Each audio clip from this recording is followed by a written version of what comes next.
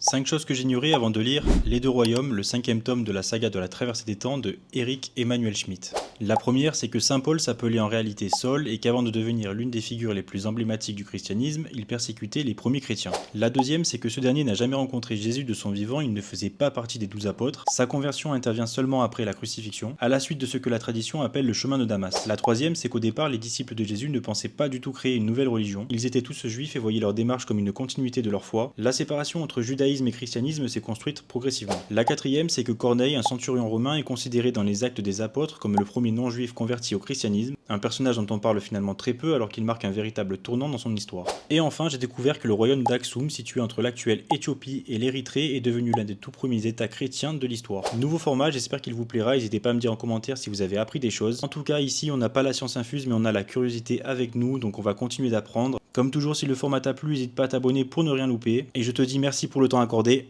A plus.